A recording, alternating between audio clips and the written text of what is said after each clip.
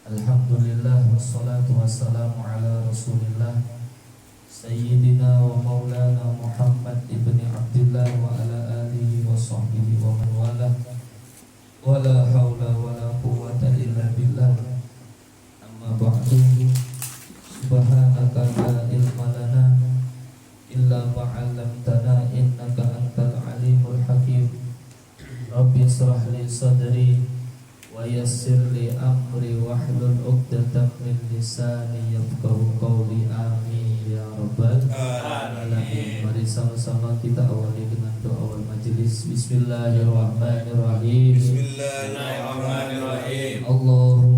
Allahumma inni a'udzubika an a'udillah aw dhalla aw azilla aw zalla aw adlima aw udlama aw ajhala aw yujhala alayya rabbi zidni ilma wa wasi'li fi rizqi wa barik li bima razaqtani waj'alni mahbuba fi qulubi ibadika wa aziza fi uyunihi waj'alni wajiha fid dunya wal akhirah wa minal muqarrabin ya kasiran nawal ya hasanal fi'al ya qa'iman ila zawal ya mubdi'a ila misal walakal hamdu walakal minna walakal syarafu ala kulli hal. Wa sallallahu ala sayyidina Muhammadin walhamdulillahi rabbil alamin. Alhamdulillah,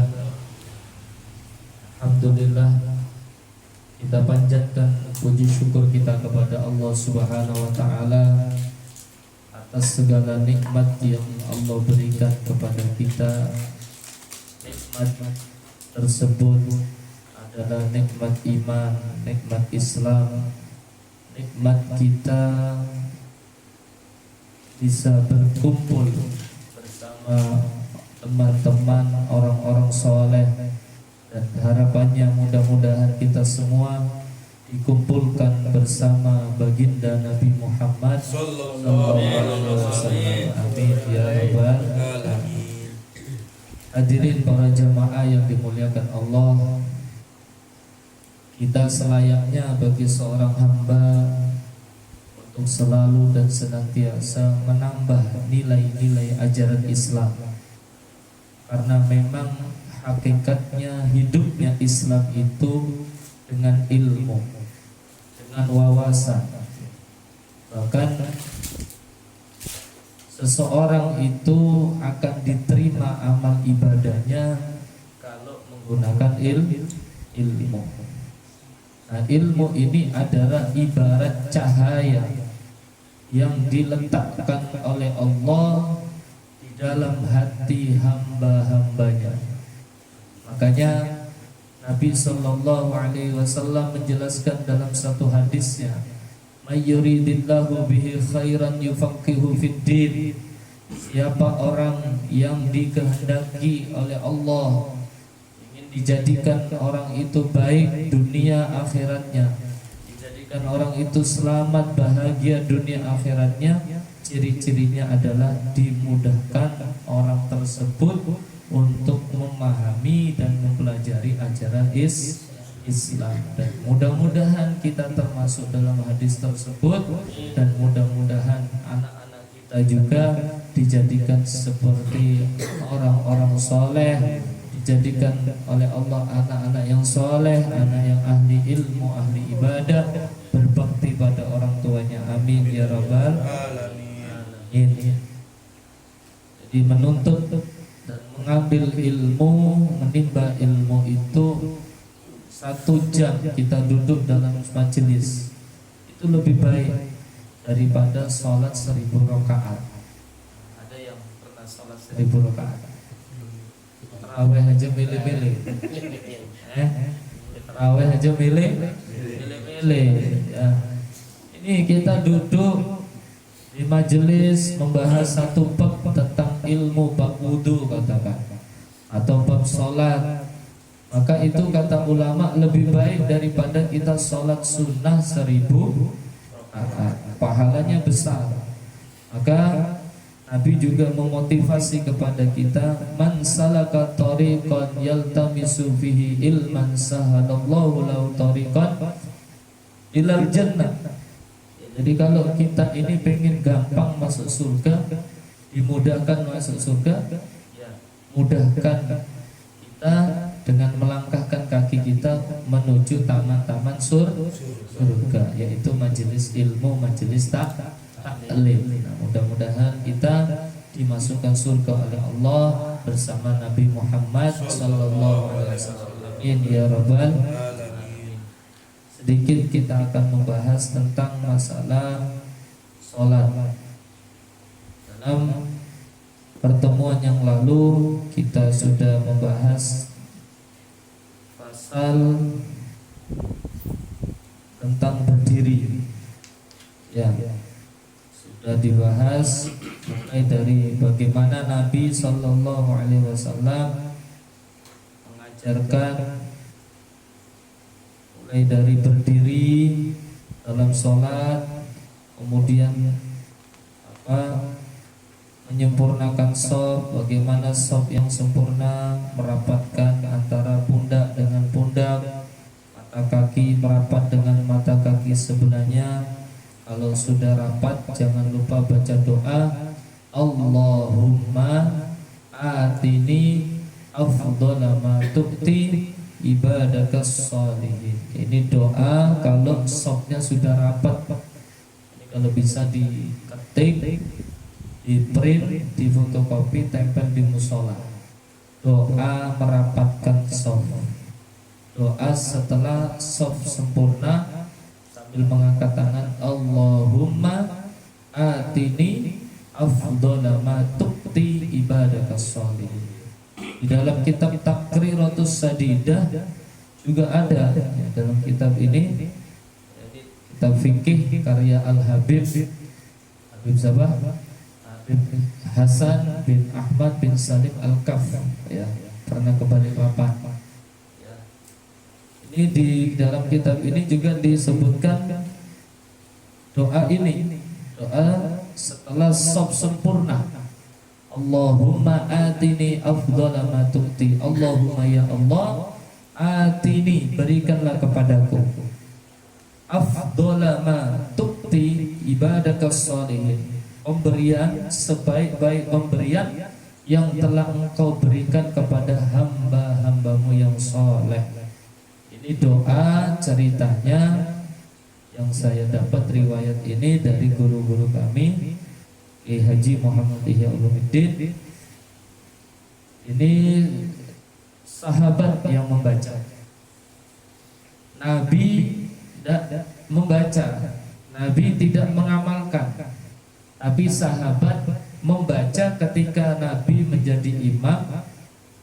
Rapat, luruskan shaf, sudah rapat, mau takbir, ada sahabat doa Allahumma atini afdhala ma tu'ti ibadakas sholihin. Setelah sholat selesai, Nabi bersabda dan bertanya, siapa tadi yang membaca doa Allahumma atini afdhala ma tu'ti sebelum takbir tadi? Sahabat, saya ya Rasulullah. Apa kata Rasulullah? Sungguh ada 70.000 malaikat yang sibuk menulis pahala besarnya doa ini. Orang sahabat yang baca ini dikabulkan doanya, mati dalam keadaan syahid, berjuang di medan perang. Ya, jadi memang orang soleh itu kalau sudah rindu, kangen sama Allah, minta wafat dalam keadaan seperti itu. Ini sesuatu yang tidak pernah dilakukan Nabi. Nabi tidak mengajarkan, Nabi tidak membaca, Nabi tidak melakukan. tetapi Nabi setuju. Ini namanya hadis takriri. Jadi tidak semua apa yang tidak dilakukan Nabi dikatakan bid'ah, tidak. Banyak hal-hal yang tidak pernah dilakukan Nabi tapi sahabat melakukan. Nabi menyetujui, Nabi memperbolehkan. Namanya hadis takriri, menjadi ketetapan dan diperbolehkan. Jadi ada kauli sama amali, perbuatan dan ucapan. Nabi bersabda itu hadis. Nabi mencontohkan, mempraktekkan langsung itu hadis. Sunnah hadis. Ada Nabi tidak mempraktekkan, Nabi tidak mengamalkan, dan Nabi juga tidak bersabda, tidak mengucapkan. Ya. Tapi sahabat melakukan, Nabi setuju, maka ini juga termasuk hadis Nabi. Ya. Dan ini sesuatu yang diperbolehkan. Zaman Nabi, Al-Quran belum dijilid, Al-Quran belum dijilid, masih bertulis di batu, di pelepah kurma, di kulit lembu. Ketika zaman Khalifah Sayyidina Abu Bakar, Sayyidina Umar bin Khattab memberikan masukan, usulan. Nah, biasa ya kalau ketua itu harus menerima saran, kritik dan usulan yang membangun. Tidak diterima pun tidak apa-apa, hanya sekedar masukan, ya itu sudah biasa. Ketika Sayyidina Abu Bakar As-Siddiq menjabat sebagai khalifah, Sayyidina Umar masih pandangan dan usulan yang bagus lah. Mengatakan, wahai khalifah Amirul Mukminin, sahabat, gimana kalau Al-Quran kita jilidkan? Sahabat-sahabat ini para penghafal Quran banyak yang tufi, banyak yang wafat. Apa jawab Sayyidina Abu Bakar? Saya belum berani melakukan apa yang belum pernah dilakukan oleh Rasul Sallallahu Alaihi Wasallam. Namanya saran ya. Nah, di zaman Khalifah Sayyidina Umar bin Khattab, Sayyidina Abu Bakar tufi, meninggal, wafat. Nah, zaman Sayyidina Umar ini banyak hal-hal yang tidak pernah dilakukan oleh Nabi, tapi dilakukan oleh sahabat Sayyidina Umar. Apa? Seperti menjilidkan Al-Quran, seperti azan sholat Jumat 2 kali, seperti sholat taraweh dikumpulkan jadi satu, seperti membuat kalender hijriah. Ini sesuatu yang baik, sesuatu yang bagus, tidak bertentangan dengan syariat. Jadi jangan dianggap apa yang tidak pernah dilakukan Nabi itu salah, bid'ah, neraka. Enggak. Dilihat dulu. Ya. Nah, termasuk doa ini, Allahumma atini afdhala ma tu'ti. Hadis takrir ini Nabi menyetujui. Kemudian banyak hal-hal yang tidak pernah dilakukan Nabi, tapi sahabat melakukan. Ini sesuatu yang baik, yang Nabi menyetujui. Seperti sholat sunnah wudu. Sahabat siapa yang pertama melakukan sholat sunnah wudu? Bilal bin Rabah. Nabi menyetujui, memperbolehkan. Di riwayat hadis yang lain, Nabi itu tiap hari baca istighfar 100 kali, atau dalam riwayat lain 70 kali. Nabi yang dijamin masuk surga, yang punya kuncinya surga. Ya. Nabi aja baca istighfar. Sahabat Abu Hurairah, nama aslinya Abdurrahman bin Sakhar, itu beliau setiap hari baca istighfar 12.000 kali. Nabi mengetahui, ditanya apa yang kamu baca? Wahai sahabat Abu Hurairah, istighfar ya Rasulullah. Berapa kali? 12.000? Tidak, Nabi tidak mengatakan jangan diterusin, malah terusin. Itu perkara yang baik, perkara yang bagus, yang harus dilestarikan, baik. Ya, jadi jangan anggap kalau tidak pernah dilakukan Nabi salah, tidak mengikuti sunnah. Dilihat dulu, ya, dilihat dulu. Ya, jangan asal main vonis, jangan main. Ya, agama kita ini agama yang penuh dengan kasih sayang, agama yang rahmatan lil alamin, agama yang tidak gampang dikit-dikit seperti itulah ya.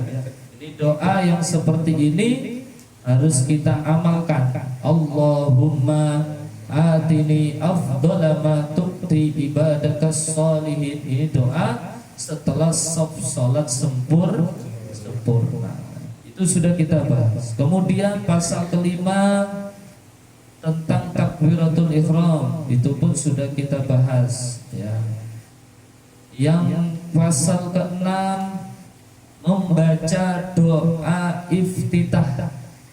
Membaca doa iftitah. Apa hukumnya membaca doa iftitah? Sunnah. Ada beberapa riwayat terkait redaksi doa iftitah yang diajarkan oleh Rasul Sallallahu Alaihi Wasallam banyak. Di antaranya satu, Allahu Akbar pas takbir nih, ya, pas takbir, Allahu Akbar, Allahu Akbar. Jadi baca juga Allahu Akbar. Takbir kan baca Allahu Akbar, Allahu Akbar. Baca lagi Allahu Akbar kabira walhamdulillahi katsira wa subhanallahi bukratan wa asila. Titik sampai situ. Itu riwayat yang pertama, boleh. Ringkas padat. Ringkas sampai situ bisa dipakai ketika sholat taraweh, sholat sunnah, atau ya banyak riwayat. Ini riwayat pertama. Riwayat yang kedua, Allahu Akbar, Allahumma ba'id baini wa baina khotoyaya kama ba'adta bainal masyriqi wal maghrib. Allahumma naqqini minal khotoya kama yunaqqas thawbul abyadi minad danas. Allahumma ighsil khotoyaya bil ma'i was salji wal barad. Ini riwayat yang lain. Riwayat yang pertama tadi hadis riwayat Imam An-Nasai dari sahabat Abdullah bin Umar yang Allahumma ba'id baini wa baina khotoyaya kama ba'adta bainal masyriqi wal maghrib. Hadis riwayat Imam Bukhari. Jadi jangan dianggap kalau Allahumma ba'id baini wa baina khotoyaya itu Muhammadiyah biasanya. Kalau NU wajjahtu wajhiya lilladzi, sudah semuanya sama-sama dari Kanjeng Nabi Sallallahu Alaihi Wasallam. Sampai pakai semua, monggo. Kita kan selama ini yang kita hafal dari kecil adalah Allahu Akbar, Allahu Akbar kabira walhamdulillahi katsira wa subhanallahi bukratan wa asila. Inni wajjahtu wajhiya lilladzi fataras samawati wal arda hanifan musliman wa ma ana minal musyrikin. Innas salati wa nusuki wa mahyaya wa mamati lillahi rabbil la syarika lahu wa bidzalika umirtu wa ana minal muslimin. Itu yang memang kita hafal dari kecil.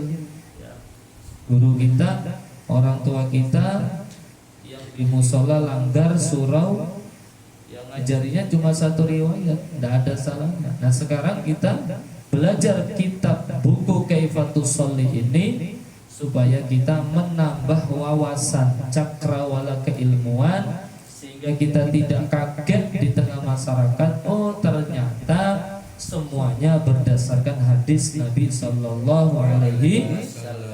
Kalau kita lihat maknanya untuk zaman sekarang itu kita pas, yang pas itu malah pakai Allahumma ba'id baini, karena kita ini banyak dosa. Allahumma ba'id, ya Allah jauhkanlah dariku, wa baina khotoyaya, Allahumma ba'id baini wa baina khotoyaya kama ba'adta bainal masyriqi wal maghrib. Ya Allah jauhkanlah antara diriku dan dosa-dosa atau kesalahanku sebagaimana Engkau menjauhkan antara timur dan barat. Ya Allah, Allahumma naqqini khotoya kama yunaqqa saubul abyadi minad danas. Ya Allah bersihkanlah diriku dari kesalahan-kesalahanku sebagaimana baju putih yang dibersihkan dari nodanya. Ini cocok bagi kita. Allahumma sil khotoya bil ma'i wasalji wal barad. Ya Allah, basuhlah, bersihkanlah kesalahanku dengan air salju dan embun. Ini kalau realitas sekarang ya, itu cocok dalam arti kita ini terlampau banyak dosa. Kita minta karena memang di antara proyek-proyeknya Allah, visi misi Allah ibadah itu di antaranya selain memberikan ketenangan, ketentraman, dosa-dosa kita ini diampuni. Kalau yang ini wajah tuh ya bagus juga. Cuma kadang-kadang inna sholati, artinya apa? Sesungguhnya sholatku, wa nusuki dan ibadahku, wa mahyaya dan hidupku, wa mamati dan matiku, lillahi rabbil, karena Allah Ta'ala. Bener kan? Kita seperti itu. Kita ini lebih banyak pegang HP daripada Al-Qur'an. Ya, jadi kalau doa itu kan sesuai dengan fungsinya. Ya, jadi doa itu sesuai dengan fungsinya. Nah, kalau kita melihat realitas di zaman sekarang ini, kita ini banyak dosa. Ya, berusaha juga menuju ke sana. Hidup kita, ibadah kita, mati kita, semuanya hanya lillahi ta'ala. Berusaha, tidak apa-apa. Tapi kalau kita lihat dosa kita, ya pakai itu juga tidak apa-apa. Kata ulama, termasuk Imam Nawawi, ya kalau tidak salah Imam Nawawi, itu boleh dikumpulkan semua jadi satu, mulai dari riwayat pertama sampai riwayat kedua, ya boleh dipakai. Ya, ini hukumnya sunnah. Alhamdulillah dapat wawasan baru. Asal ketujuh, membaca Al-Fatihah. Nah, ini membaca Al-Fatihah ini termasuk rukunnya sholat. Di dalam sholat itu ada rukun qauli, ada rukun fi'li. Ya. Rukun qauli itu rukun yang diucapkan dengan lisan. Ya. Rukun fi'li berupa gerakan. Ada rukun maknawi. Rukun maknawi itu seperti niat.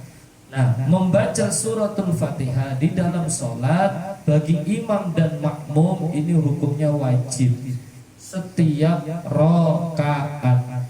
Bahkan misal kita sholat maghrib atau isya, pada rakaat pertama lupa tidak baca Al-Fatihah, ngelamun tadi ada uangnya kok, mestinya untungnya sehari ini 1 juta, kenapa jadi 900? Ingat ke bawah dalam sholat. Ya benar. Begitu sampai tahiyat fil alamina innaka hamidum. Oh, tadi tak belikan rokok di toko Al-Majid. Ya, baru ingat itu. Fil alamina innaka hamidum majid. Mulai awal rakaat pertama sholat maghrib itu ingat untungnya dagangan tadi. Ini mestinya tadi bersihnya 1 juta, kotornya 1.500.000, tapi kok 900. Padahal nasinya sekian, lauknya sekian, sampai terakhir fil alamina innaka hamidum majid. Oh, tadi belanja di tokonya Pak Majid, baru ingat buat beli rokok tadi ya. Nah, di situ dia ingat loh, iya tadi belum baca Fatihah ini rakaat pertama. Bagaimana terusan? Menambah 1 rakaat setelah dia salam bersamaan dengan imam. Assalamualaikum, kan salam berjamaah dia. Ya baru ingat tuh, tadi lupa. Atau pas ketika rukuk rakaat pertama sami Allah, loh, belum baca Fatihah, ingat tadi sesuatu itu ya. Bagaimana? Maka dia menambah 1 rakaat karena tadi ada rakaat yang kosong tidak membaca Fatihah. Orang lihat ini maghrib 4 rakaat gitu ya. Maghrib 4 rakaat. Jadi paham ya? Nambah 1 rakaat di saat setelah salam bersamaan dengan imam. Ini artinya membaca Fatihah ini satu hal yang tidak boleh ditinggalkan. Kalau orang baru masuk Islam bagaimana? Mu'alaf baru seminggu. Kalau mu'alaf 5 tahun bukan mu'alaf. mualaf kok 5 tahun, males aja, nggak ada yang bina, ya. Bukan mualaf kalau itu. Mualaf itu baru seminggu, baru 2 jam, baru 5 jam, gitu ya. Mualaf belum belajar sholat, belum bisa baca Al-Fatihah. Bagaimana sholatnya? Sholatnya sebisa mungkin dia tetap sholat. Bisanya cuma Allahu Akbar, Allahu Akbar, udah. Makmum aja dia Allahu Akbar. Baca Al-Fatihah belum bisa, Allahu Akbar, Allahu Akbar. Tapi di tengah perjalanan kehidupan dia harus hadir majelis, punya guru pembimbing, punya teman atau guru yang privat yang mengajarkan ilmunya sholat, belajar wudhu, belajar ngaji. Jangan habis masuk Islam atau taubat tidak punya guru. Makanya setelah setelah taubat hijrah terbitlah istiqomah. Ya harus istiqomah. Istiqomah hadir majelis, istiqomah beramal soleh, istiqomah apalagi melakukan amal ibadah. Nah ini sampai demikian. Membaca Fatihah bagi imam dan makmum wajib di dalam sholat setiap rakaat. Bagaimana cara membaca Fatihah? Yang dipraktekkan, diajarkan oleh Nabi, mengawali dengan ta'awud, a'udzu billahi minasyaitonir rajim, dan membaca bismillahirrahmanirrahim. Yang kedua, membaca ta'awud dan basmalah boleh dibaca pelan, lirih, atau dikeraskan suaranya. Nah ini pernah tidak sampean baca Fatihah dimulai dengan ta'awud dalam sholat? Boleh. Anjuran sunnah seperti baca bismillah. Boleh membaca bismillah dan ta'awud dengan bacaan keras. A'udzu billahi minasyaitonir rajim. Bismillahirrahmanirrahim. Alhamdulillahi rabbil alamin. Boleh. Cuma kalau tidak biasa kayak aneh kan gitu ya. Padahal ini boleh. Atau dibaca pelan.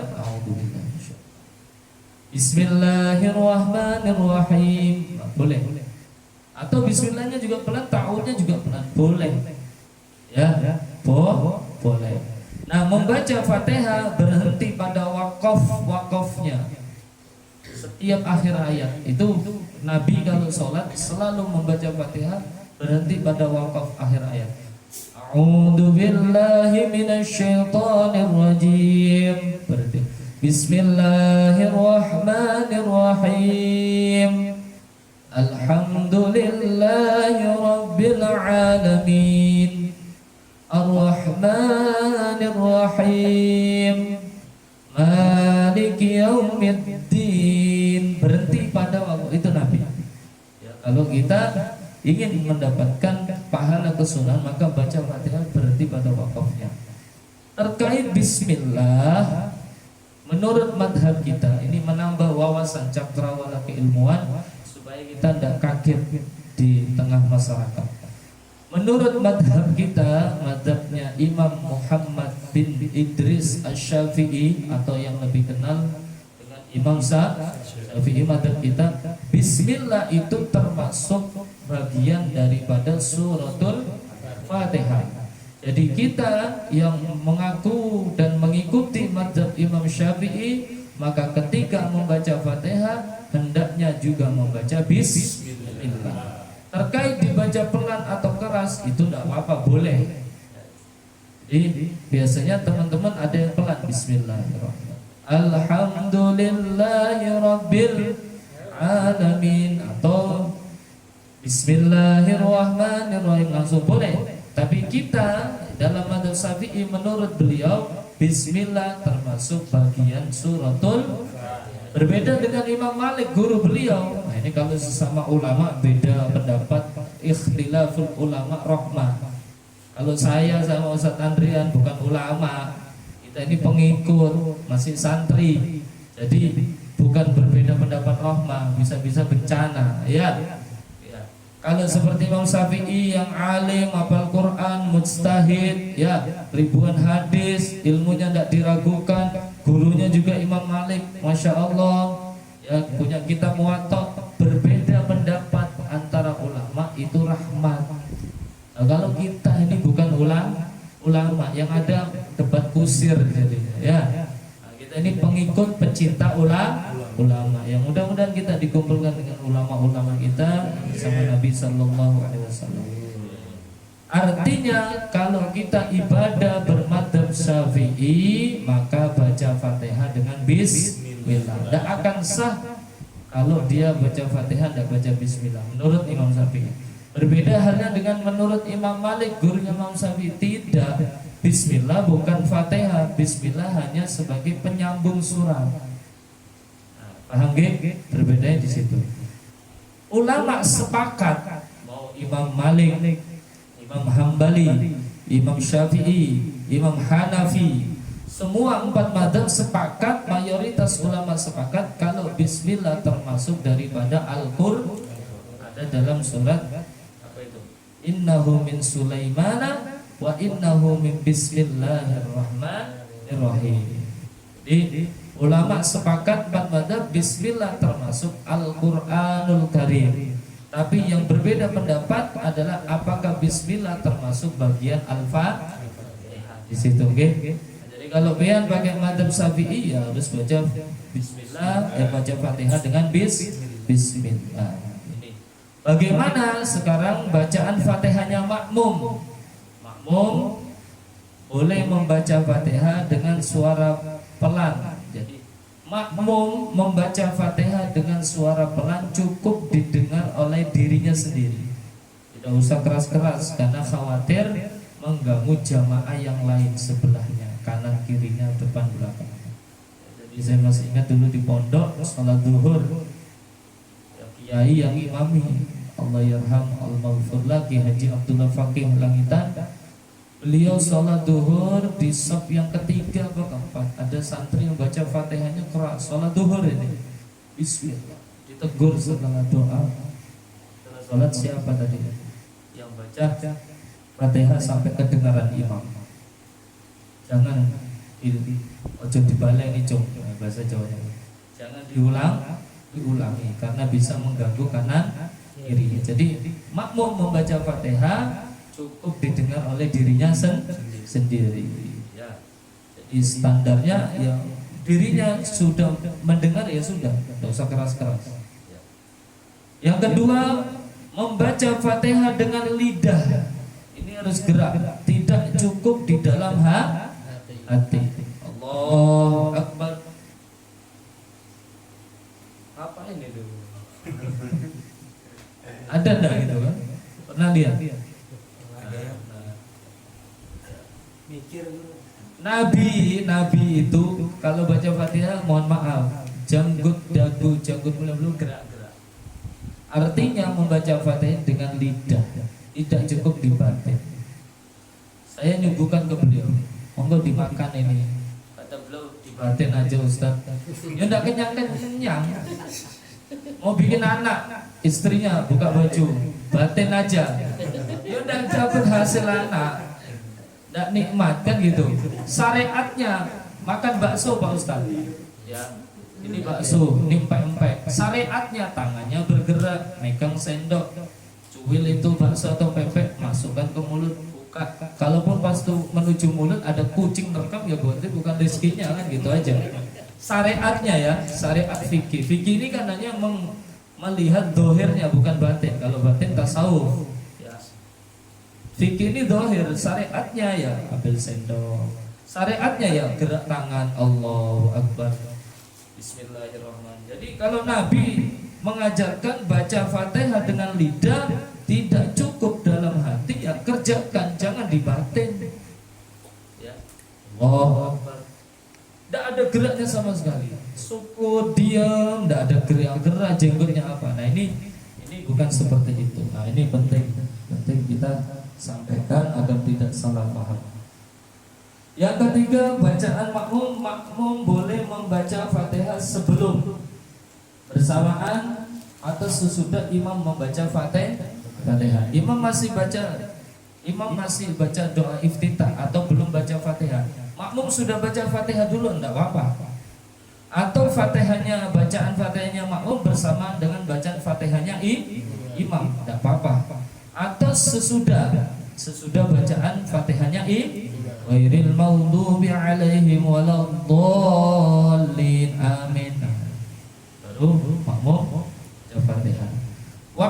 yang paling afdol, waktu yang paling utama membaca Fatihah bagi makmum adalah saat imam diam sebentar setelah membaca Fatihah. Ghairil maghdubi 'alaihim waladdallin. Rabbighfirli, amin. Nah, makmum diberi kesempatan oleh imam. Ada kadang imam yang berhenti kan, tidak langsung baca surah. Itu maknanya, artinya makmum itu diberikan kesempatan untuk membaca Fatihah.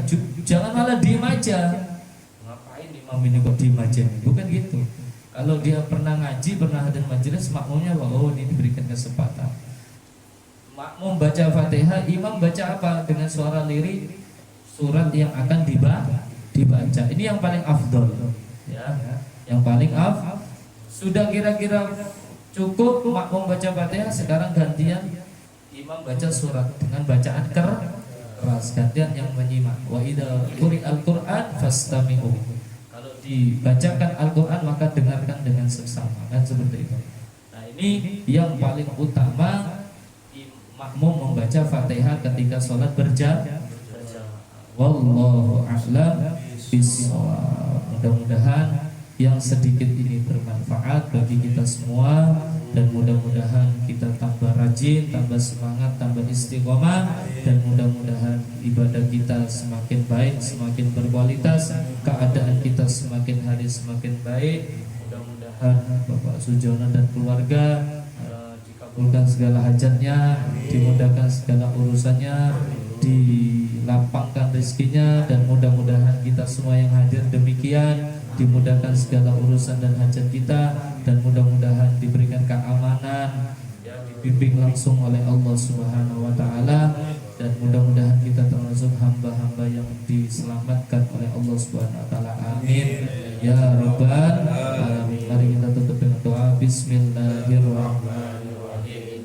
Wal 'asri innal insana lafi khusrin illal ladzina amanu wa 'amilus solihati wa tawassaw bil haqq wa tawassaw bis sabr. Subhanakallahumma wa bihamdika asyhadu an la ilaha illa anta astaghfiruka wa atubu ilaik. Wa sallallahu ala sayyidina Muhammad walhamdulillahi rabbil alamin. Assalamualaikum.